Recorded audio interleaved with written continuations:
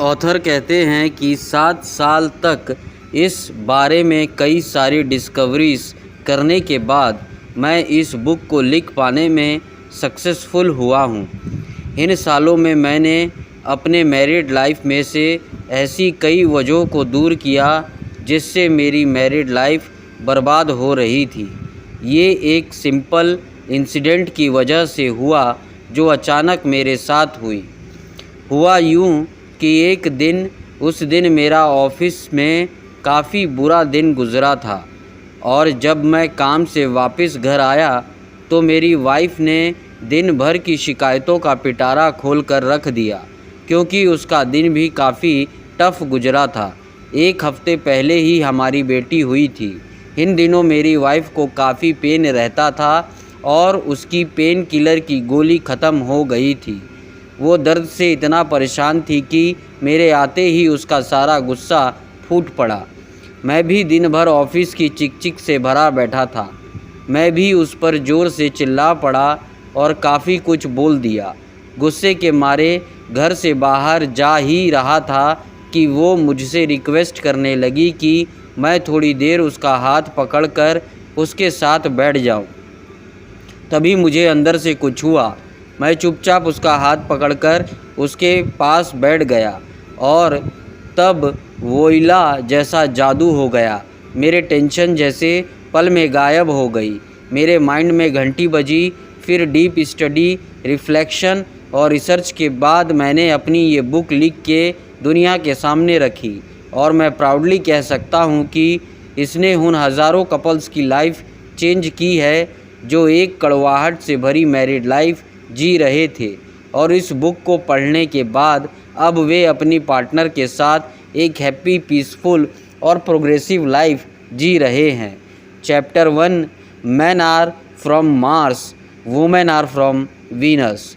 मैंने अपनी बुक की शुरुआत इस नोट के साथ की है कि हम सबको इस बात पे बिलीव करना शुरू कर देना चाहिए कि आदमी प्लैनेट मार्स से है और औरतें प्लैनेट वीनस से। जब मैन ने वीमेन को वीनस पे डिस्कवर किया तो वे मार्स से वीनस पर उतर आए और फिर दोनों साथ में अर्थ में रहने आ गए। दोनों के बीच का ये डिफरेंस इतना बड़ा है कि दोनों को ही एक दूसरे से एक तरह की ख़ास एक्सपेक्टेशन और बिहेवियर की उम्मीद कम कर देनी चाहिए।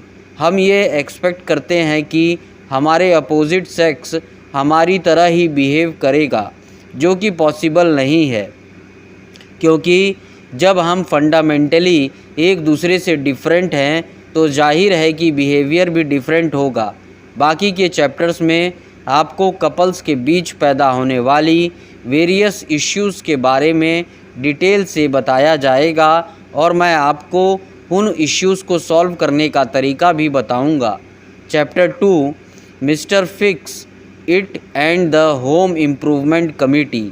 अगर हम मेंस की बात करें तो देख सकते हैं कि ये लोग खुद को हमेशा रिजल्ट्स के थ्रू दिखाने में इंटरेस्टेड होते हैं क्योंकि मार्स का यही सिस्टम है। मर्द लाइफ को ऑब्जेक्टिव तरीके से लेने में ही खुशी फील करते हैं। उन्हें वो चीज़ हासिल करने में खुशी मिलती है जो उन्हें फैंसी करती है और उनके लिए गोल्स अचीव करना खुद को कंप्लीट फील कराने का एक तरीका है और साथ ही उन्हें लोगों को किसी प्रॉब्लम का सॉल्यूशन देने की हैबिट भी होती है और ये अपनी हर प्रॉब्लम खुद से सॉल्व करना चाहते हैं। कोई और उन्हें सॉल्यूशंस बताए तो उन्हें एक अपनी वीकनेस लगती है। और जब हम विनोसियस यानी कि औरतों की बात करें तो इनके लिए सब्जेक्टिव मैटर्स इनकी हैप्पीनेस और सक्सेस तय करते हैं। इनके लिए फीलिंग्स एक्सप्रेस और शेयर करना भी एक स्टाइल है। खुशी हो या कोई प्रॉब्लम, आपस में कम्युनिकेट करने से ही इन्हें फुलफिलमेंट की फीलिंग्स आती है और एक दूसरे की हेल्प करना ही इनके लिए रियल और गुड पर्सन होने की निशानी है। इसलिए अक्सर औरत और आदमी के बीच डिफरेंसेस पैदा हो जाते हैं। औरतें एडवाइस देना अपना फ़र्ज समझती है क्योंकि ये उनका नेचर है। जिस इंसान से वो प्यार करती हैं उसे एक बेटर पर्सन के रूप में देखना चाहती है, लेकिन आदमी इसे अपनी एबिलिटी पर एक थ्रेट की तरह लेता है। उसे लगता है कि उसे एडवाइस देकर उसकी काबिलियत पर शक किया जा रहा है। एक बात और ये कि आदमी औरत को किसी चीज़ का सॉल्यूशन बताकर समझता है कि उसकी ड्यूटी पूरी हो गई, लेकिन औरतों को सॉल्यूशन नहीं बल्कि एक कंधा चाहिए होता है जिस पर सर रखकर वो रो सके।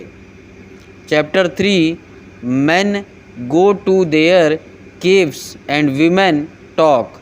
आदमियों को अपनी प्रॉब्लम्स सॉल्व करके खुशी मिलती है, जबकि औरतों को प्रॉब्लम के बारे में बात करना पसंद होता है।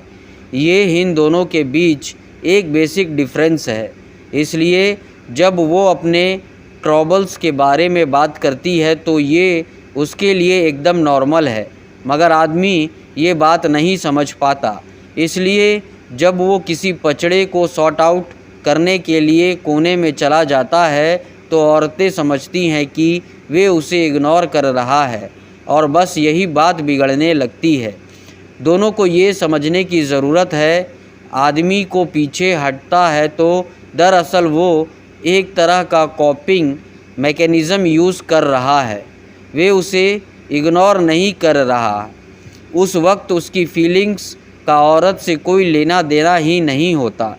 ऐसे मौके पे उसे बस थोड़ा स्पेस चाहिए होता है ताकि वो उस प्रॉब्लम पर ढंग से विचार कर सके। ठीक ऐसे ही अगर एक औरत अपने आदमी के साथ प्रॉब्लम शेयर करती है तो आदमी को लगता है कि शायद वो उसे ब्लेम कर रही है या उसे कोई एडवाइस चाहिए, क्योंकि मार्स में ऐसे ही बिहेव किया जाता है। इसमें उसकी गलती नहीं है, वो अपने बिहेवियर के हिसाब से ही सोच रहा है। वो या तो औरतों को सॉल्यूशन देगा या उसके ब्लेम पर ऑब्जेक्शन करेगा और फिर वही होगा कि बात का बतंगड़ बन जाएगा। आदमी को ये सोचने की ज़रूरत है कि जब औरत अपनी प्रॉब्लम शेयर करे तो चुपचाप सुन ले, क्योंकि औरत के लिए इतना ही काफ़ी है कि कोई है जो उनकी बात सुने, उन्हें समझे।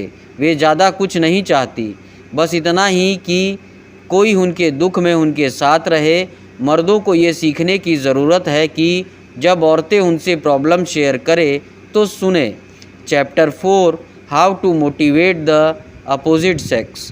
एक आदमी तब मोटिवेट फील करता है जब उसे लगता है कि उसके पार्टनर को उसकी नीड है, और एक औरत को मोटिवेट होने के लिए प्यार, इज्जत और चाहत की ज़रूरत होती है। जब आदमी प्यार में पड़ता है तो वो कोशिश करता है कि उसकी पार्टनर उससे खुश रहे, सिर्फ अपनी खुशी के लिए नहीं बल्कि औरत की खुशी के लिए भी, क्योंकि वो केयर करता है और ये उसके लिए मोटिवेशन है। हालांकि जिन और सुजैन के केस में जिम को ये समझने में थोड़ा टाइम लग गया कि वो अपनी वाइफ को खुश नहीं रख रहा है, उसकी उतनी केयर नहीं कर रहा है जितनी उसे करनी चाहिए। उनकी शादी टूटने की कगार पर थी, वे मेरे पास काउंसलिंग के लिए आए। अपनी मैरिड लाइफ में फिर से पैशन जगाने के लिए वे इन 3 स्टेप प्रोसेस से गुजरे जो नीचे दिए गए हैं और हम उसे बता रहे हैं। Step 1 motivation. जिम ने सुजैन की बातों पर ध्यान देना शुरू किया ताकि उसे यकीन हो जाए कि जिम उससे प्यार करता है और उसकी केयर करता है। ये सुजैन के लिए एक मोटिवेशन था। Step 2 responsibility.